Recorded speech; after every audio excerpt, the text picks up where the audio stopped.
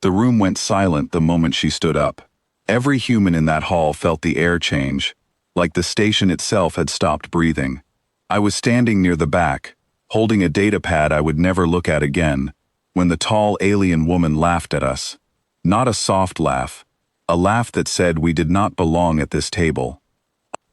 Her name was Vexashara Kelton, and she was the champion of the Krintal fleet, a warrior race that had never lost a duel in living memory.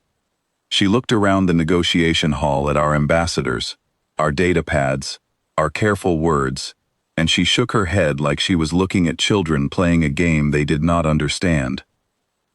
"You send us paperwork," she said, her voice carried by a small silver collar around her neck. "You send us words. Where are your warriors? Where is your honor?" She reached down and unclasped a curved blade from her belt, though she did not raise it. She simply held it, like a symbol. "I will make this simple. I will marry, by binding oath, any human who can defeat me in single combat. Any human at all." She smiled, certain no one would answer. I do not remember deciding to move. My legs simply carried me forward, before my mind caught up. Maybe it was the way our ambassador, Claire Bennett, had spent 8 months trying to earn a single moment of respect from these people.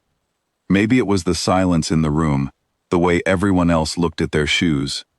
Whatever it was, I heard my own voice before I understood I had spoken. "I will fight you."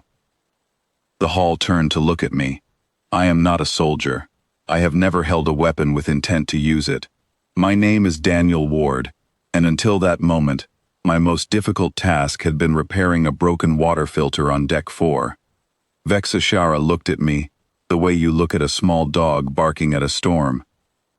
"You," she said, almost gently. "This will not take long." They cleared the center of the hall into an open circle. No weapons were allowed in this kind of duel, only hands and will. Claire caught my arm before I stepped forward. "Daniel, you do not have to do this." "I know," I said, "but somebody has to say no to her. It might as well be me." I stepped into the circle. The overhead lights felt too bright, too loud somehow, though lights do not make sound. My heart was pounding so hard I could feel it in my ears. Vexashara rolled her shoulders once and walked toward me without any hurry at all, like she had already finished the fight in her mind. She moved first, faster than I expected from someone her size. I tried to block her, and within a second I was on the ground, my shoulder aching, my breath knocked clean out of my chest. The whole hall gasped. I lay there for one heartbeat, staring at the ceiling, thinking this was exactly as foolish as it sounded. Then I stood back up. Vexashara tilted her head, studying me with new interest. "Stay down," she said. "There is no shame in it." "Maybe not for you," I answered, raising my hands again. She came at me a second time, and again, I ended up on the floor, my arm throbbing, my vision swimming for a moment before it cleared. Around us, the crowd had gone completely still. I could hear someone whispering my name, unsure whether to be proud or afraid for me. I pushed myself up on shaking arms and stood again. "Why do you keep rising?" she asked, and for the first time, her voice held something other than confidence. Confusion, maybe. "You cannot win this fight. Your body already knows that." "My body might know it," I said, wiping sweat from my eyes. "But I have not agreed yet." She struck again, and I felt the impact roll through my whole frame, felt my knees buckle beneath me. I hit the ground harder this time, and for a few seconds the world tilted sideways, blurred at the edges. Somewhere far away, Claire called my name. I focused on the sound of her voice, like a rope pulling me back to shore. I got up. By now I had lost count of how many times I had fallen. My arms trembled with every movement. My legs barely held my weight. But something inside me had settled into a strange, quiet rhythm, a refusal that did not need thought anymore. Fall down. Stand up. Fall down. Stand up. It was the only plan I had, and somehow it was enough to keep going. Vexashara stopped advancing. She stood there, chest rising and falling harder than before. staring at me like I was a puzzle she had never encountered. Around the circle, the Crintal delegation had gone utterly silent, and even our own people seemed to be holding their breath together. "Enough," she said, though her voice had lost its earlier certainty. "You have already lost this duel. Everyone here can see it." "Maybe," I said, forcing air into my lungs, "but it is not over until I stop standing up." For a long moment, she said nothing at all. Her eyes moved slowly across the room, taking in the humans who watched me with something between fear and awe. Then she looked back at me, and something in her expression had shifted, like a door opening that she had not expected to find. "Why does this matter so much to you?" she asked quietly. "You are not a warrior. You told me yourself you are not trained for this. Why not simply stay down and let it end?" I thought about all the months of talks, the doors closed in our faces, the quiet insults dressed up as diplomacy.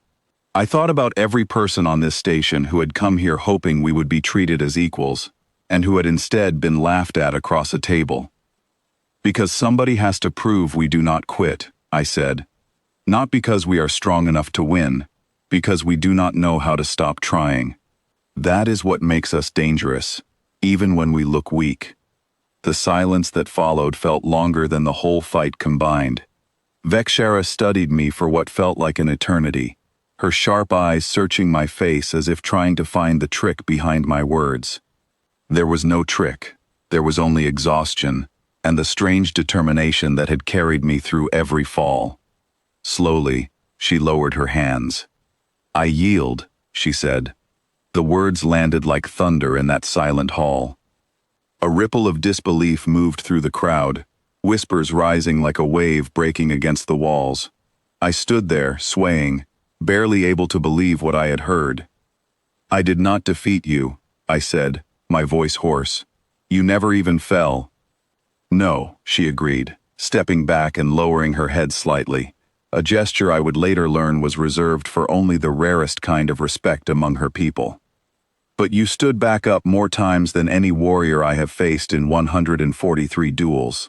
Among my people, that is not weakness. That is the deepest kind of strength we know how to honor." She turned to address the room, her voice steady once more, though the arrogance had drained completely from it. "This human has earned the oath I offered.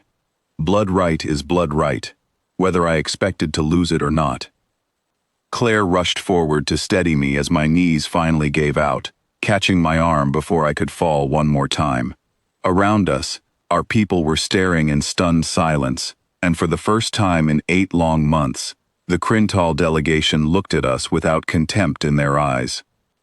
The formal ceremony that followed took months to arrange, filled with more rules and traditions than either side expected.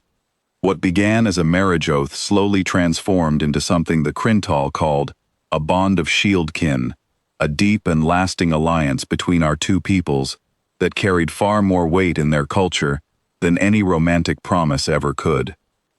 Claire told me later that the negotiations moved faster after that day than they had in the entire time before it. It seemed nothing convinced a warrior culture to respect us quite like watching an ordinary man refuse to stay down, again and again, long after any sensible person would have given up. Vexera still trains with me sometimes, in the quiet hours when the station is calm. She still puts me on the ground within moments every single time. I still stand back up every single time. She says that is the only lesson that ever mattered between our two peoples, the one truth that changed everything that day. It is not about being the strongest one in the room. It is about being the one who refuses to stop rising, no matter how many times you fall.